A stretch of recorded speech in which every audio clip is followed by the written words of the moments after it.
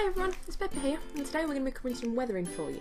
So basically what we're going to be looking at is some really simple tips on weathering your costumes and how to make them look so much better, and all the details are going to pop and it's going to be really good. A lot of characters these days, you know, they're not all clean and fresh, they have a little bit grubbiness to them, and that's what brings the character to life and gives you a bit more excitement to it and a bit more depth. It's also a really great technique as well if you're going in for competitions and things like that, because, you know, it gives you a bit more emphasis on what your character does and another technique to add to your skills list. So what we're going to be doing today is we're going to be looking at a few different things. We're going to be looking at things from charcoal. So your charcoal pens here, what this does is you have an assortment of different ones. They're great for rubbing and creating different textures, things like that. We also have things like leather polish. Now what this is a leather cream that can be rubbed onto things. You just basically take a little bit, rub it onto the surface. We also have marker pens. Now a lot of people overlook these, but these are water-based marker pens, often used for drawings and colouring things in, shading, stuff like that. These are a really great product. We also have the world's cheapest eyeshadow palette. This I picked up online and it was about £2, I think. You can get them from all sorts of different shops near around you though. These are great for adding different powders, different textures, things like that to your work. We also have the Tamiya Weathermaster, great name for it. This is a little pot that has several different cream colours in. So what this does is you can actually have snow, that's dirt and charcoal, and then you also have mud and sand there as well. And what these do is these give a really nice, great texture to your work, and are brilliant for shading and blending. Finally, we have airbrush. So airbrushes are often overlooked, but they are a really great little kit. Give a great blend. I'm going to show you some really easy tips to use these as well. And finally, we have a very large selection of different paints. These are all from Tandy Leather. These are the EcoFlow paints that they have. Really great product again. They're a water-based paint, so they have a really thin consistency to them, a lot thinner than acrylics, which means they're great for blending. Absolutely fantastic for fabric work, because it means you have a nice blend on the edges. It doesn't stick, it sort of like seeps in, gives you that kind of wet mud look rather than something solid. We also have two different types of leather stain as well. Great for staining, brilliant for leather work obviously. You can get a really nice mottled effect by using two colours, and really give some depth to things. So having a look at those different things, we're going to get going. What I have here is I have a piece of fabric. Now this is a piece from Vez that I made a few months ago. This was cut off one of the sleeves because she has one dodgy short sleeve. So basically what I'm going to be doing is I'm just going to be showing you with this, basically a nice little scrap. It's got a quilted effect to it, as you can see here. So this is a really nice surface to show you how to really bring these details out with weathering. So first up, we're going to be looking at the powders. Now, powders and charcoals are kind of like your main base for a lot of things. What these do is these will allow you to blend, you can layer them quite a lot, you can give your work quite a lot of depth, quite a lot of texture. Also, if you notice, I've got a billion different shades here, so I can actually add quite a lot to it. What we're going to be using is we're going to be using a very small brush. So I have some here.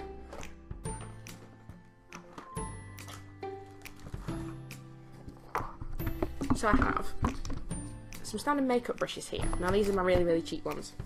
So what you can do with these is they actually have, using makeup brushes because they're a lot softer, which means they can apply a lot more colour, they can blend a lot more to your work.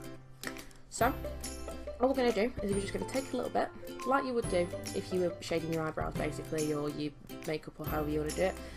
Very simple. And you're just going to dust along the seams. So you can see here it's already coming through. Now if I blend that in, you're going to get quite a nice little sort of dirty effect on it. So this here, just blending around on these squares here, all I'm doing is just taking what I have, and if you look here, this kind of looks like sand or dirt or mud or however you want to do it. It gives a nice blend. Now I'm using browns as well to give that sort of more realistic look. If you use blacks and things like that, it's great for shading, but a lot of the time nothing really in real life is black, so you're going to have a lot of trouble with realism in that sort of effect, but it is great for silvers and things like that to really pop out your work. So this here, what this is doing is this is just blending in, and there you go, and that's creating something quite nice, very smooth, nothing too bold, but you're just getting a really nice little effect just there. Now you can also go on, you can keep adding, so I'm just going to keep adding some more colours to it. You know, I'm going to blend off a bit more around this area, add some more browns. You can also add some greens to this as well. I mean, greens are great for moss, mud, and those sort of dirts. You might even add a tiny bit of a slightly darker black just to bring those colours out a bit more. And there we have that. Now this sort of thing is great for sleeves, stuff like that, you know. But yeah, so there's that one. So once you've got that in, that's your slight blend. So that's how you use eyeshadows. As I say, you can keep building on that, you can keep creating a bit more of an effect on it. It's nothing too extreme, nothing too solid, you know, there's no sort of too much detail to it. There's nothing too much effect with it. So it gives a nice subtle effect for you. However, if you look for something a bit more punchy, we're going to go on to charcoals. So charcoals you're probably all well aware of, you know, they come as a little packet. You know, lots of different colours, lots of different effects, how you want to do it. These are also great for adding shadows and highlights to things. Now shadows and highlights are really important in costumes because whenever you're having photos of them, it ensures that your costume isn't washed out. Now a lot of the time you can put hours and hours into details and things, but they can become washed out, quite flat, quite plain. So what we're going to look at is we're just going to add a little bit of black. Now I know I said before that, you know, not everything's black, however, small amounts bring out very, very deep details in them, very, very deep details. So all we're going to do on this is we're just going to run it along the lines that I had going on here. Now as I say, charcoal's great because charcoal is also a natural product. All you're going to do, again, is you're just going to take the charcoal, you're going to rub it on. So here I'm just rubbing it onto my cross seams, and all I'm doing is I'm just blending it out. So I'm just working my finger, rubbing the charcoal in, and I'm just going to blend it out. Now what that's going to do again is that's going to add a bit of depth to the squares that I've got going on here. So you can see that. So I have some quite heavy lights going on here today. However, that there is really going to bring it out. You can always tone it down. I mean, in the natural light here, it doesn't actually look too bad. On the camera, it looks a lot stronger, and that's good. That's what you want. Now, if you're not feeling anything too strong and you want something a bit more subtle, you're struggling to blend things, stuff like that, the best bet for you is either marker pens. These are great again.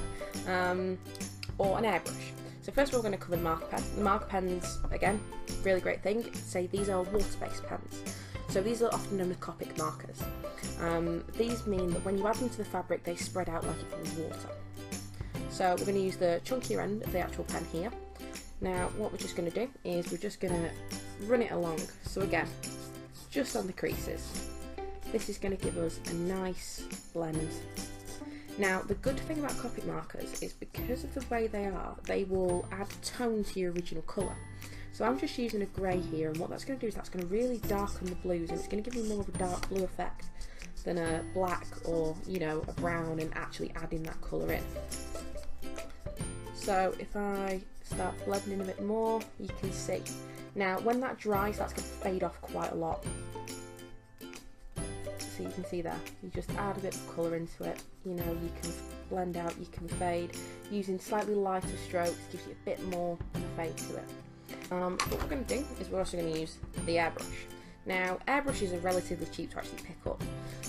Not in context to other things, however, you can pick up an airbrush itself for very cheap. You can get them for around £60 for a very bog standard starter one. Depending on what you're doing with it, they're great, you know, if you're doing very light work with it, you don't need anything too powerful, you don't need anything too strong. So they are a pretty cracking piece of kit.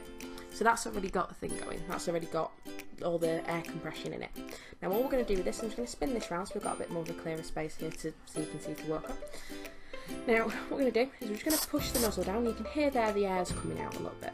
Now once we pull the air back, you can see it start building up the paint.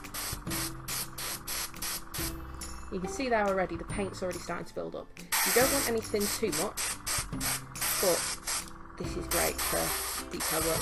Now, the further you go back, the larger the spread's going to be. The closer you are, the closer it's going to be, so the more fine and detailed. So there you go, that's how that's starting to look now. That's bringing out a lot of the details in it, bringing out a lot more dirt. So you can already see that the airbrush has a lot nicer blend to it. It has a lot more of a more natural look, a more realistic kind of look to it. And so again, I'm going to keep working on this.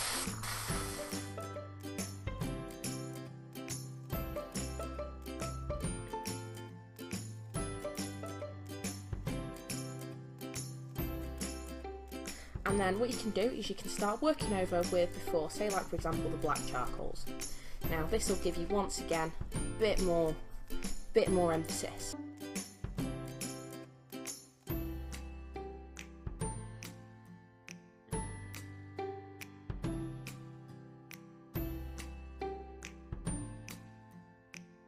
So these are the Eco Flow paints.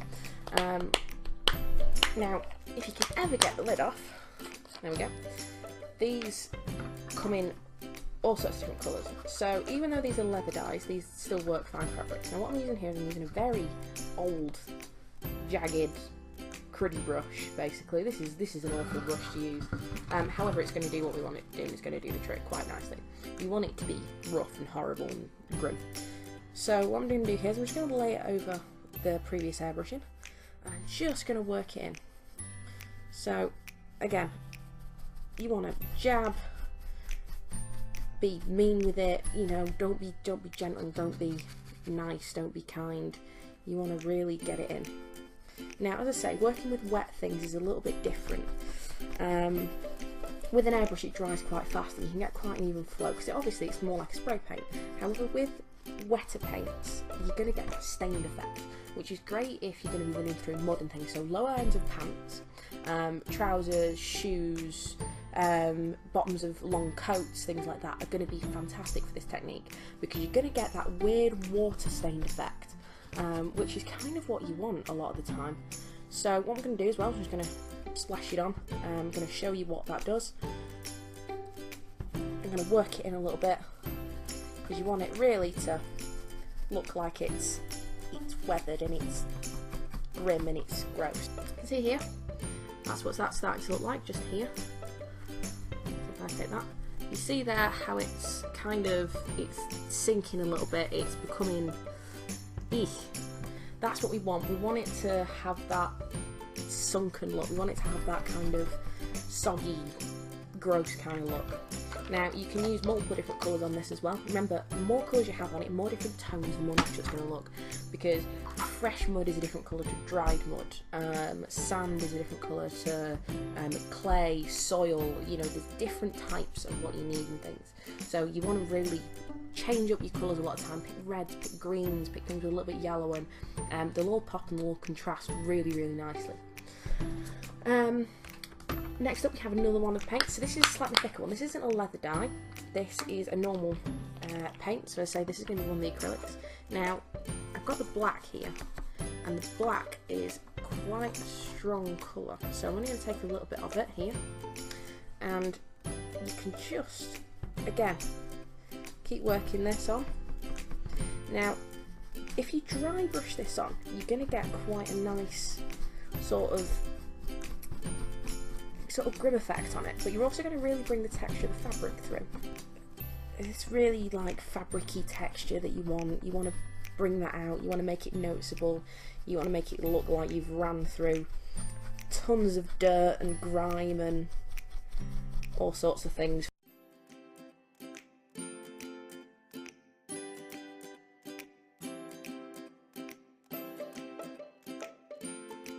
You can get a really nice effect, and you start adding different things to it. Okay, so I hope that was helpful.